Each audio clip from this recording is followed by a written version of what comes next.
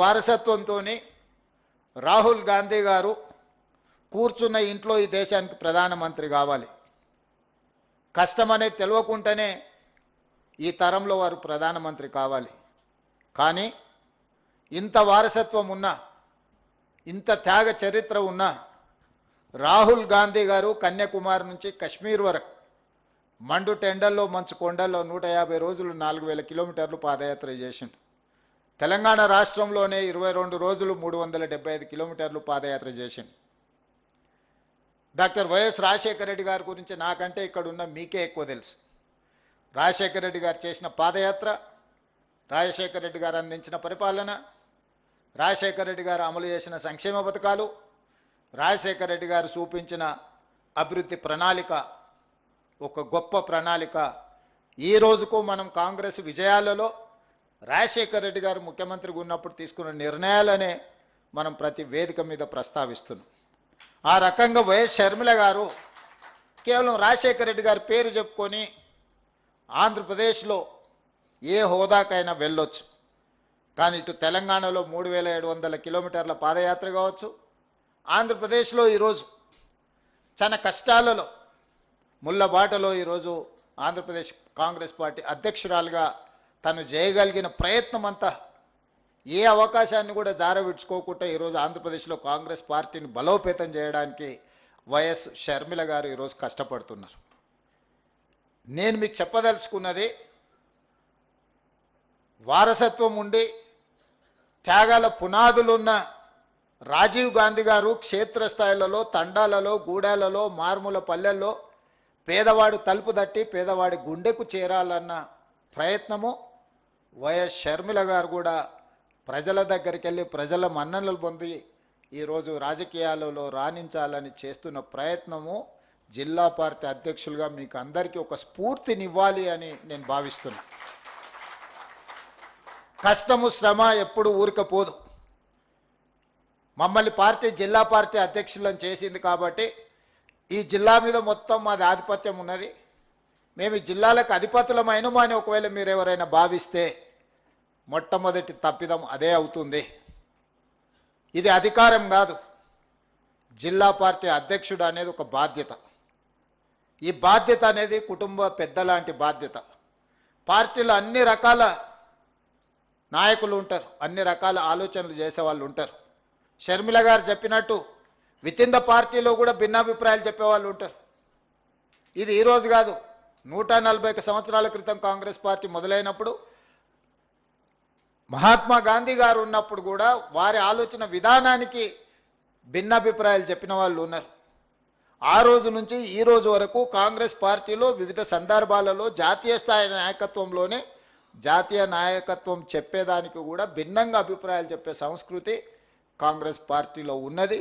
ఇది ప్రజాస్వామ్య స్ఫూర్తిగానే తీసుకోవాలి తప్ప మనల్ని ఏదో వ్యతిరేకిస్తుండ్రు లేకపోతే మనల్ని కాదంటున్నారు కాబట్టి ఇక వాళ్ళని అణిచివేయాలి, వాళ్ళని ఉండకుండా చూడాలి, వాళ్ళని పార్టీలో నుంచి బయటికి తరమాలి అనే ఆలోచన మీరు ఏదైనా చేస్తే మీరు పార్టీకి మేలు చేసేదానికంటే కీడు చేసేది ఎక్కువ అవుతుంది.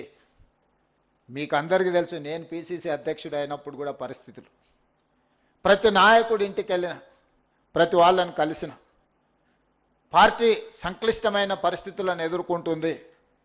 మీకంటే వయసులో అనుభవంలో చిన్నవాడినే అయి ఉండొచ్చు, కానీ పార్టీ నాకు ఒక అవకాశం ఇచ్చింది.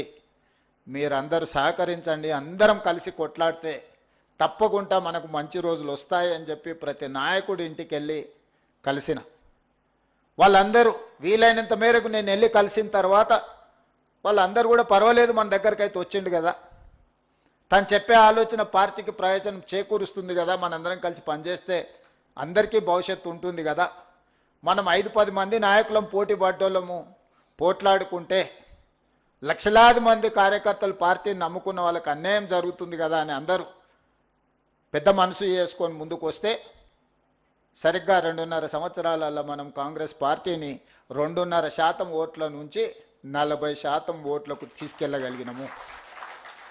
మిత్రుడు వంశీచంద్రెడ్డి గారు చెప్పినట్టు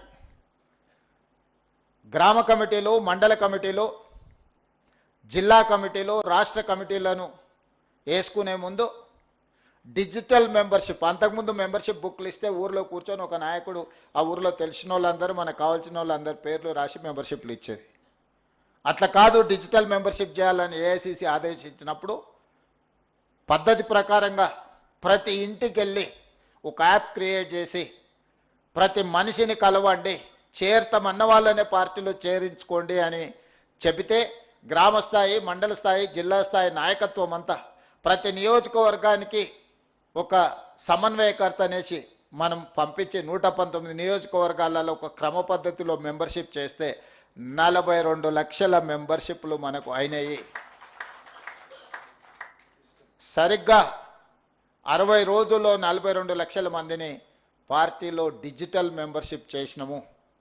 ఢిల్లీకి అనుమానం వచ్చింది వీళ్ళు ఊరికే ఏదైనా ఈ వివరాలు సేకరించినామని. దాంట్లో ఇంటి పేరు, సొంత పేరు, ఊరు పేరుతో పాటు వాళ్ళ మొబైల్ నెంబర్ కూడా, అందులో మొబైల్ నెంబర్తో పాటు ఓటీపీ వస్తే ఆ ఓటీపీని మళ్ళీ ఎంటర్ చేస్తేనే ఆ డిజిటల్ మెంబర్షిప్ ఆమోదించేటట్టు మనం యాప్ తయారు చేసినాం. ర్యాండమ్గా కొన్ని వేల ఫోన్లకు మన వాళ్ళు ఏఐసిసి నుంచి క్రాస్ చెక్ చేసిండ్రు ఈ నెంబర్ సభ్యత్వం ఏమైనా బోగస్ ఉందా లేకపోతే నిజమేనా అని. 100% పర్ఫెక్ట్ మెంబర్షిప్ వచ్చింది. అత్యధికంగా చేసిన వాళ్ళకు, ఏ గ్రామంలో అత్యధికంగా చేసిండ్రో ఆ గ్రామాల మెంబర్షిప్ చేసిన సభ్యులను మనం గాంధీ భవన్ పిలిపించి వాళ్ళకి శాల్వా కప్పి సన్మానం చేసి రాహుల్ గాంధీ గారితో ప్రతి ఇండివిజువల్కి ఒక ఫోటో తీయించడం జరిగింది. ఈరోజు పార్టీ సభ్యత్వం బాగా చేసి పార్టీ గౌరవాన్ని పెంచిన పని చేసిన వాళ్లకు రాహుల్ గాంధీ గారిని ఆనాడు గాంధీ భవన్లో మనం కల్పించడం జరిగింది. మహేష్ గౌడ్ గారు ఆ రోజు కార్యనిర్వాహక అధ్యక్షుడిగా ఈ కార్యక్రమాన్ని గాంధీ భవన్లో ఏర్పాటు చేసింది. ఆ రోజు క్షేత్రస్థాయిలో నేను సిఎల్పి లీడర్ బట్టి విక్రమార్క గారు పర్యటిస్తుంటే కార్యనిర్వాహక అధ్యక్షుడిగా మహేష్ గౌడ్ గారు గాంధీ భవన్ వదలకుండా అక్కడ కూర్చొని సమస్యలతో వచ్చేటోళ్లను, పంచాయతీలు పెట్టేటోళ్లను, రకరకాల విన్యాసాలు చేసేటోళ్ళు అందరిని కూడా సమన్వయం చేసుకుంటూ గాంధీ భవన్ దగ్గర కాపలాగా ఉన్నాడు. కాబట్టి నేను పిసిసి అధ్యక్షుడిగా, వారి కార్యనిర్వాహక అధ్యక్షుడిగా ఈ పార్టీ అధికారంలోకి రావడానికి మేమందరం కూడా ప్రయత్నం చేసినాం. ఈ నేపథ్యంలో ఈరోజు మీరు జిల్లా పార్టీ అధ్యక్షులుగా పార్టీ అధికారంలో ఉన్నప్పుడు మీకు అవకాశం వచ్చింది. మేము అధ్యక్షులం అయిపోయినాం కాబట్టి ఇంకా మేము జీవితంలో కష్టపడాల్సిన అవసరం లేదు అని మీరు అనుకుంటే మీ అవకాశాన్ని మీరు జారవిడుచుకున్న వాళ్ళే అవుతారు. ఇవాళ అక్కడ సత్యం ఎమ్మెల్యే అయినా, రాజ్ ఠాకూర్ ఎమ్మెల్యే అయినా, బీర్ల ఐలయ్య ఎమ్మెల్యే అయినా, వీళ్ళందరూ ఆనాడు జిల్లా పార్టీ అధ్యక్షులుగా పనిచేసింది కాబట్టి, రామ్మోహన్ రెడ్డి గారు ఎమ్మెల్యే అయినా, వీళ్ళందరూ కూడా జిల్లా పార్టీ అధ్యక్షులుగా బాగా పనిచేసింది కాబట్టి వాళ్ళందరికీ ఎమ్మెల్యే టికెట్లు వచ్చినాయి. ఊరికే రాలే వాళ్ళందరికీ ఎమ్మెల్యే టికెట్లు. చాలామంది ఈరోజు మీరు జిల్లా పార్టీ ఆనాడు ప్రతిపక్షంలో ఉన్నప్పుడు జిల్లా పార్టీ అధ్యక్షులుగా పనిచేసిన వాళ్ళని చూడండి. వీలైనంత మేరకు వాళ్ళకి శాసనసభ టికెట్లు ఇచ్చినాం. అక్కడ మిస్ అయిన వాళ్ళకు కార్పొరేషన్ చైర్మన్లు ఇచ్చినాం. అక్కడ మిస్ అయిన వాళ్ళకి ఇంకొక దగ్గర ఎక్కడనో ఒక అవకాశం ఇచ్చినాం. ఫ్రంటల్స్, నేను SC department, ST department, minority department, ఇట్లాంటి డిపార్ట్మెంట్ ఫ్రంటల్స్ చైర్పర్సన్స్గా తీసుకోండి అని నేను పిలిచి అడిగితే వాళ్ళు చాలా అవమానకరంగా మాట్లాడినారు. మా స్థాయి అంతగా పడిపోయింది అనుకుంటున్నారా? మేమేదో నీ అదృష్టం బాగుండి పీసీసీ అయినావు, మేమే పీసీసీ అధ్యక్షులం అయ్యేటోళ్ళం, ఫ్రంటల్స్ తీసుకోమంటారా అని. ఆ రోజు ముందుకొచ్చి తీసుకున్న వాళ్ళకి అవకాశం ఇచ్చినాం.